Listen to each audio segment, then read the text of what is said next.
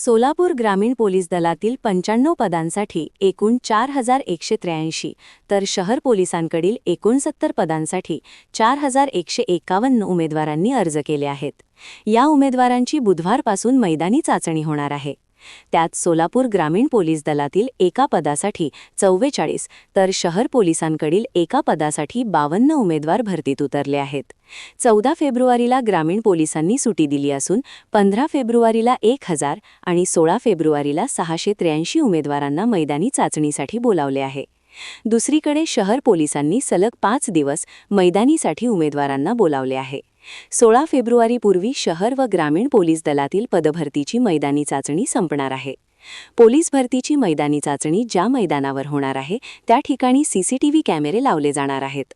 याशिवाय उंची, छातीचे मोजमाप, धावणे, लांब उडी, गोळाफेक या प्रत्येक प्रकाराचे व्हिडिओ रेकॉर्डिंग होणार आहे।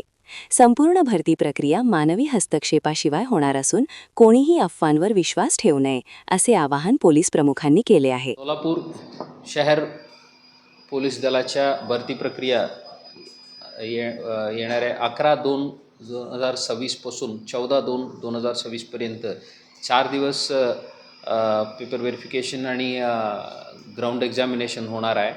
हे मैदानी चाचणीच्या दरम्यान दररोज अंदाजा 1000, 100 आणि 1173 अशा 4 दिवसला वेगळ्या संख्येने आम्ही उमेदवार बोलवलेले आहेत।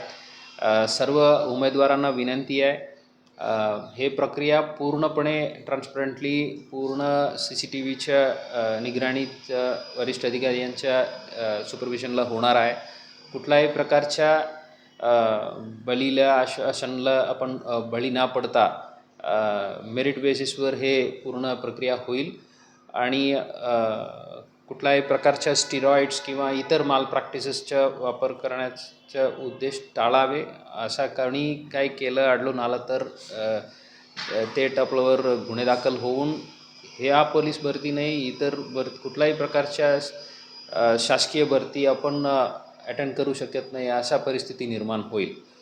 आणि यावर्षी विशेष एक सूचना आहे, 100 मीटर धावण्यासाठी जे काही उमेदवार स्पाइक्स शूज वापरतात ते पण यावर्षी अलाउड नाही आहे। जे नॉर्मल स्पोर्ट्स शूज आहे तेच वापरायची, ते एक मुद्दा आपण काळजी घ्यावी।